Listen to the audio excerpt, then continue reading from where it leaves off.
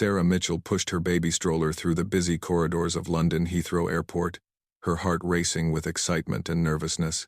She was finally going home to Chicago after spending 6 months in England, caring for her elderly grandmother who had recently passed away. The inheritance settlement had been completed just 3 days ago, and now she was eager to return to her normal life with her 8-month-old daughter Emma. The airport buzzed with the usual chaos of international travel. Travelers hurried past with rolling suitcases, families gathered around departure boards, and the constant announcements echoed through the terminal. Sarah had arrived early, knowing that traveling with a baby required extra time for security checks and potential delays. As she approached the security checkpoint, she noticed the increased presence of royal guards. The news had been buzzing all week about a high-profile diplomatic visit, and security measures had been heightened throughout London's major transportation hubs. The guards stood tall in their crisp uniforms, their eyes scanning the crowd with professional intensity. Sarah joined the queue, gently rocking the stroller as Emma dozed peacefully inside. She had packed carefully, ensuring all her documents were in order, and that Emma's baby food and formula met the airline regulations. The inheritance money from her grandmother's estate was safely transferred to her American bank account, except for a small amount she kept in cash for emergency expenses during the journey. The line moved slowly, and Sarah found herself growing increasingly anxious. Emma began to stir, making soft whimpering sounds that indicated she would soon wake up hungry and possibly cranky.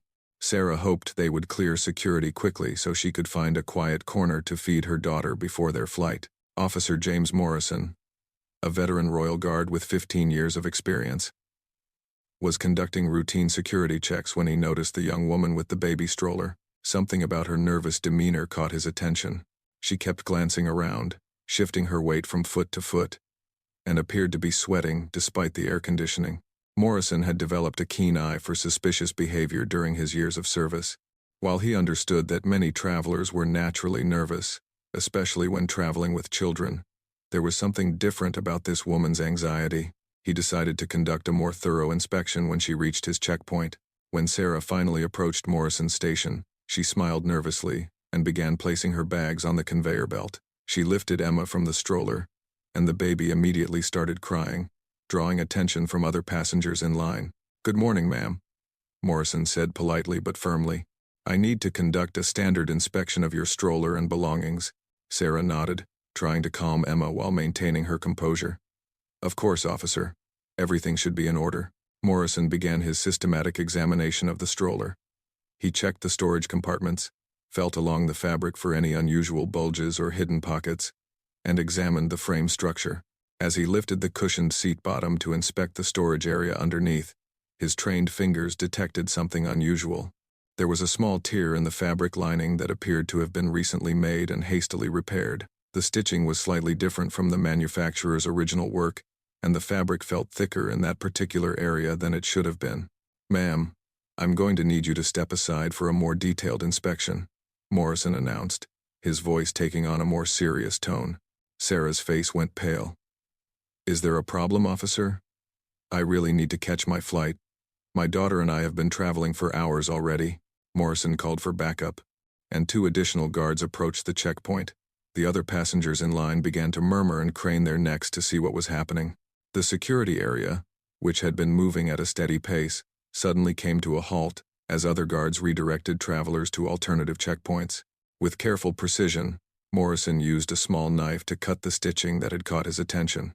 As the fabric separated, something unexpected tumbled out onto the inspection table, causing gasps from the nearby security personnel. A collection of antique jewelry scattered across the metal surface: diamond necklaces, ruby earrings, emerald bracelets, and several ornate brooches that appeared to be of significant historical value. The pieces were wrapped in soft cloth, but the impact of falling had caused them to spill out dramatically. Morrison immediately recognized the potential significance of the discovery. The jewelry appeared to be genuine antiques, possibly worth hundreds of thousands of pounds. His mind raced through the possibilities: theft, smuggling, insurance fraud, or worse. "Ma'am, I'm going to need you to remain calm and cooperate fully," Morrison said, his hand moving instinctively toward his radio. "Can you explain how these items came to be hidden in your baby's stroller?" Sarah's eyes widened in apparent shock and confusion. I have no idea how those got there. I've never seen those pieces before in my life. This is some kind of mistake. Emma's crying intensified. And other travelers in the area began to move away, sensing the tension of the situation. Airport security supervisors were quickly notified, and within minutes, Detective Inspector Claire Thompson from the Metropolitan Police's Art and Antiques Unit arrived at the scene. Thompson was an expert in tracking stolen cultural artifacts and had seen countless cases of art theft and smuggling. She immediately recognized several of the pieces as matching descriptions from recent theft reports. But she also noticed something that didn't quite fit the typical smuggling pattern. "Mrs. Mitchell," Thompson said, having quickly verified Sarah's identity through her passport. "These appear to be items that were reported stolen from the Worthington estate just last week. How do you explain their presence in your possession?" Sarah's confusion appeared genuine as she struggled to understand the situation while trying to comfort her crying daughter. "I don't know anything about stolen jewelry. I've been staying at my grandmother's house in Cotswolds for the past 6 months. I'm just trying to get home with my baby." Thompson noticed that Sarah mentioned the Cotswolds, which was relatively close to the Worthington estate. The timing was suspicious, but something about Sarah's reaction seemed authentic. Most professional thieves or smugglers maintained better composure when caught, and they certainly didn't travel with crying babies that drew unwanted attention. As Thompson examined the jewelry more closely, she noticed something peculiar. While the pieces matched the general descriptions from the theft report, there were subtle differences in some of the details. The engravings on one of the brooches appeared slightly different, and the setting of one of the rings didn't match exactly. Morrison, meanwhile, was conducting a more thorough search of Sarah's other belongings. In her purse, he found her grandmother's death certificate, legal documents related to the estate settlement, and a small notebook with handwritten notes about various antique items and their estimated values. The notebook contained detailed descriptions of jewelry pieces, including several that matched the items found in the stroller. However, the notes were dated several weeks before the reported theft at the Worthington estate, which created a puzzling timeline. Thompson realized that this case was more complex than a simple theft and smuggling operation. The evidence was contradictory, and Sarah's behavior didn't match that of a typical criminal.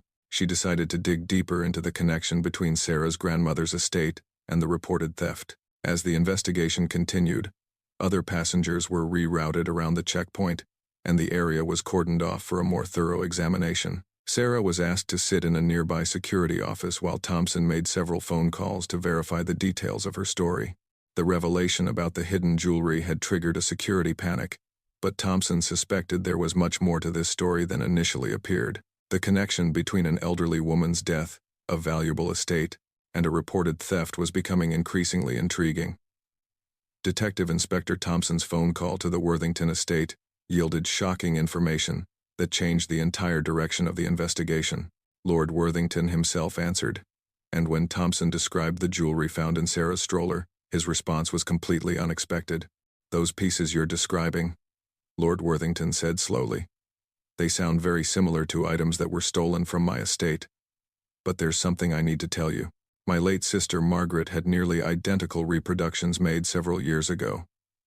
She was paranoid about theft and kept the originals in a safety deposit box while displaying the copies in her home." Thompson felt her heart rate increase as she realized the implications. "Sir, can you tell me your sister's full name and where she lived?" "Margaret Elizabeth Worthington Mitchell. She lived in Little Burton in the Cotswolds. She passed away about 6 months ago, and her American granddaughter came to settle the estate. The girl had been staying at Margaret's house until recently." The pieces of the puzzle began falling into place, but they created an entirely different picture than Thompson had initially imagined. Sarah wasn't a thief. She was Margaret Worthington Mitchell's granddaughter, and the jewelry in her stroller appeared to be legitimate inheritance items, not stolen goods.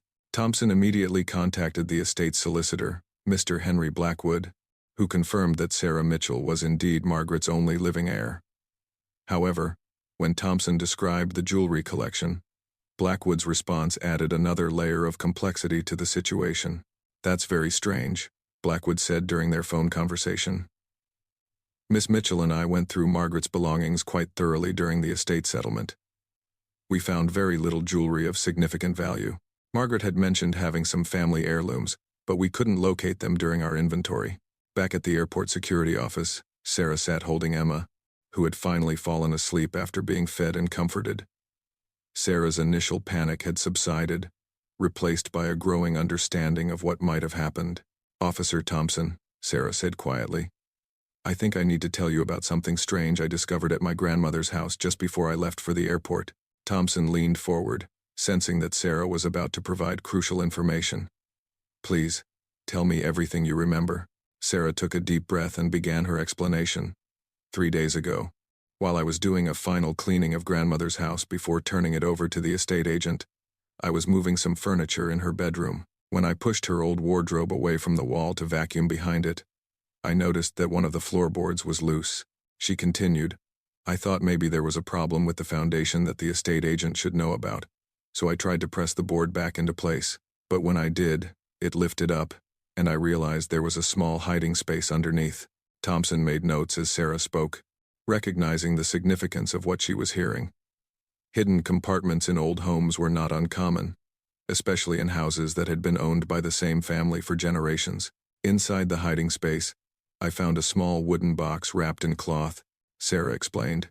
"When I opened it, there was a letter from my grandmother addressed to me, along with these jewelry pieces. The letter explained that these were family heirlooms that had been passed down through generations of Worthington women." Sarah reached into her purse and pulled out a yellowed envelope. "I brought the letter with me. Grandmother wrote that she had hidden the jewelry because she was afraid someone might try to steal it. She wanted to make sure it went to me. As the last female descendant of the family line." Thompson examined the letter carefully. The handwriting appeared authentic and aged, and the paper showed signs of having been stored for some time. The letter was dated just 2 months before Margaret's death and contained detailed descriptions of each jewelry piece, along with their family history. According to the letter, the jewelry collection had belonged to Sarah's great-great-grandmother, Lady Eleanor Worthington, who had received many of the pieces as wedding gifts in the 1892. The collection had been secretly passed down through the female line of the family, hidden during both world wars to protect it from potential theft or confiscation.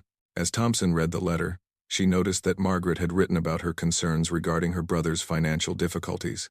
Apparently, Lord Worthington had been experiencing money troubles and had been pressuring Margaret to sell various family artifacts to help cover his debts.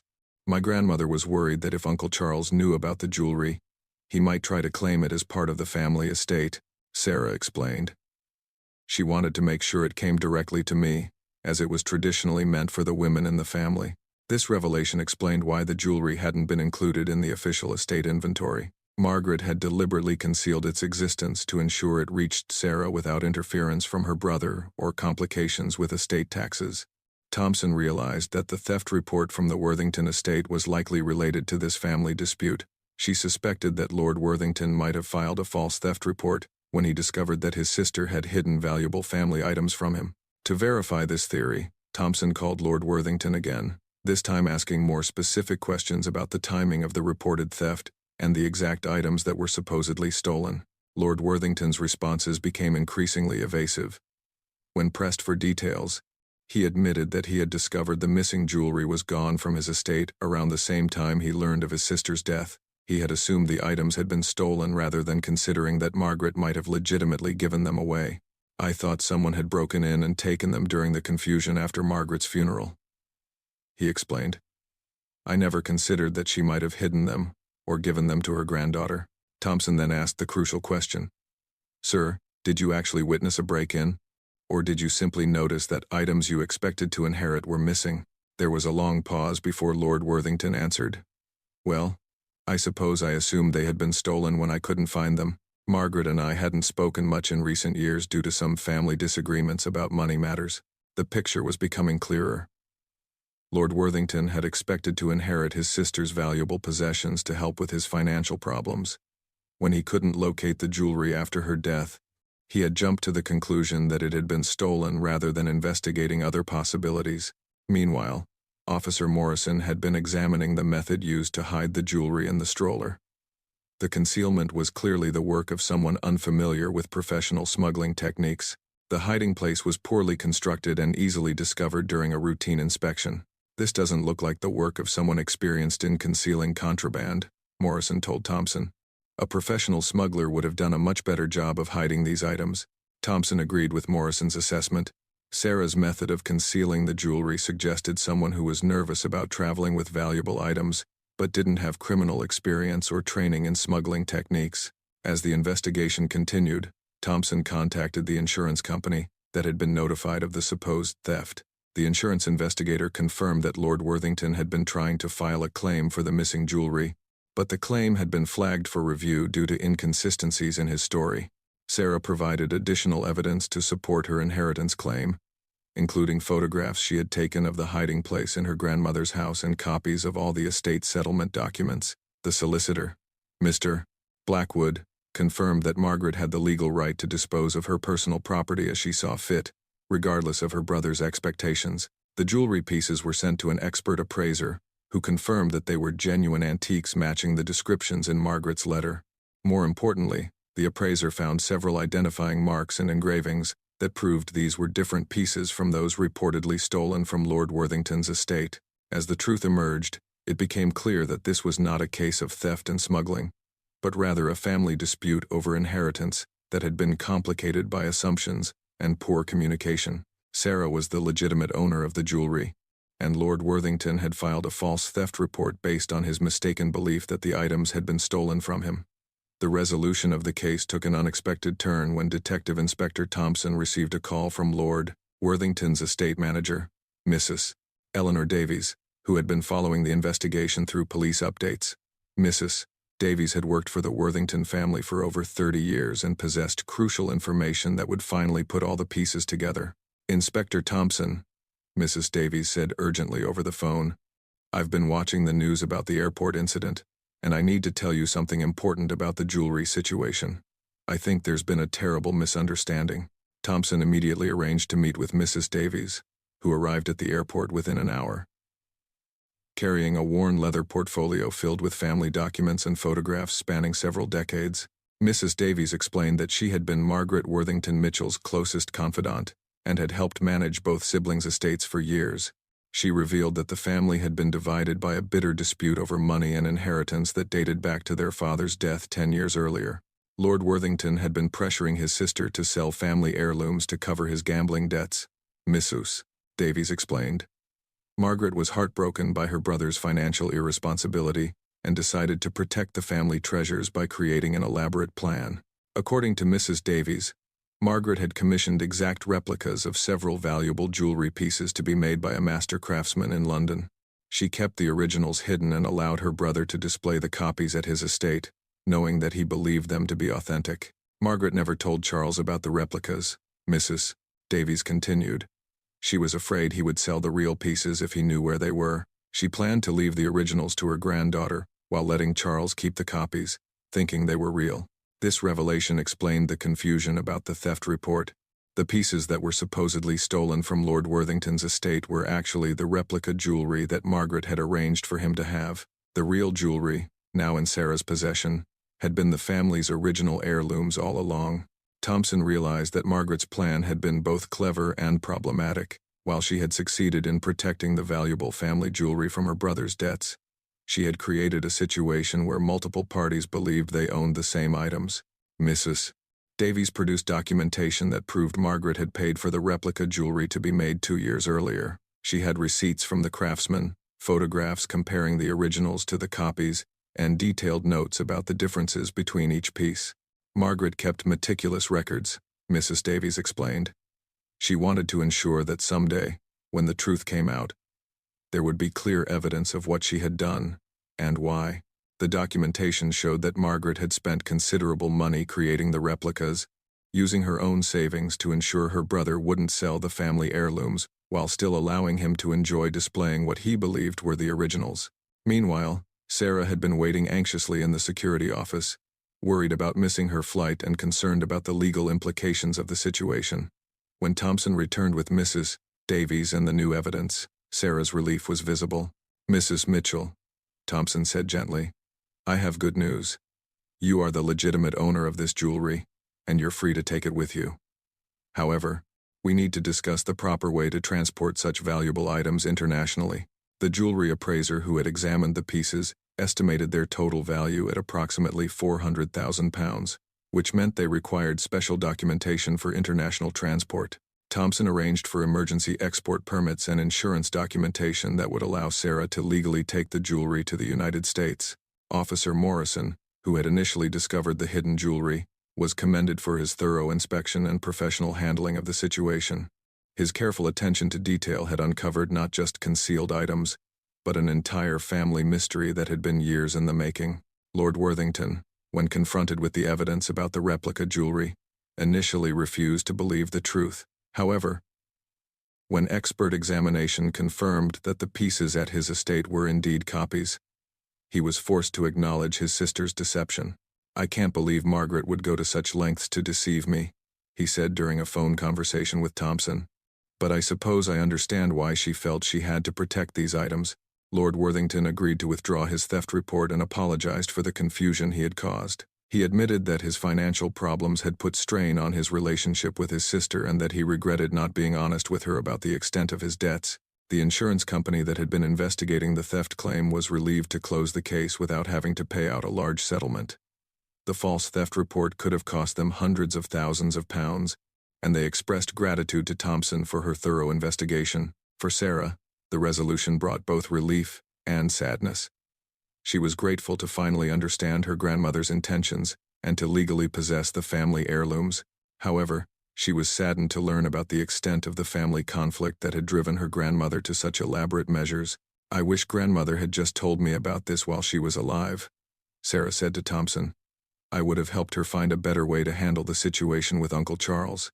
Mrs. Davies provided Sarah with additional family documents and photographs that helped tell the complete story of the Worthington family history. The jewelry represented 5 generations of family heritage, and each piece had its own story and significance. The craftsman who had created the replica jewelry was contacted to verify the authenticity of the documentation. He confirmed that he had worked with Margaret to create exact copies of several pieces, and he provided detailed records of the commission that matched Mrs. Davies' documentation. As the investigation concluded, Sarah was finally able to proceed with her travel plans. The valuable jewelry was properly documented and insured for the journey, and special arrangements were made with airline security to ensure its safe transport. Airport security used the incident as a training example for other officers, highlighting the importance of thorough investigation when unusual situations arise. Morrison's methodical approach and Thompson's detective work had prevented a potential international incident and resolved a complex family dispute. Sarah's flight was delayed by several hours due to the investigation, but the airline provided compensation and assistance to make her journey as comfortable as possible. Emma, who had slept through much of the excitement, was completely unaware of the drama surrounding her family's heritage. Before leaving the airport, Sarah met with Lord Worthington, who had driven to Heathrow to personally apologize for the confusion he had caused. The meeting was emotional, as both realized how family misunderstandings had created years of unnecessary conflict. "Your grandmother loved you very much," Lord Worthington told Sarah. "I hope you'll allow me to be part of your life going forward, and perhaps we can heal some of the wounds that have divided our family." Sarah agreed to maintain contact with her uncle and to share the family history with Emma as she grew older. The jewelry would serve not just as valuable heirlooms, but as a reminder of the importance of honest communication within families. The case made headlines in both British and American newspapers, highlighting the complexities of international inheritance law and the importance of proper documentation when traveling with valuable items. Legal experts used the incident to educate the public about estate planning and the potential complications of family disputes over inheritance. Thompson's investigation was praised by her superiors and used as a case study in police training programs. The incident demonstrated how initial appearances could be deceiving and why thorough investigation was essential in complex cases involving valuable artifacts. For the Worthington family, the airport incident ultimately led to reconciliation and healing. What began as a security panic ended with the restoration of family relationships and the preservation of precious family heritage for future generations. Sarah returned to Chicago with not just valuable jewelry, but with a deeper understanding of her family history and renewed connections with her British relatives. The story of the Royal Guard's discovery became a reminder that sometimes the most dramatic situations can lead to unexpected revelations and positive outcomes, even when they begin with confusion and concern.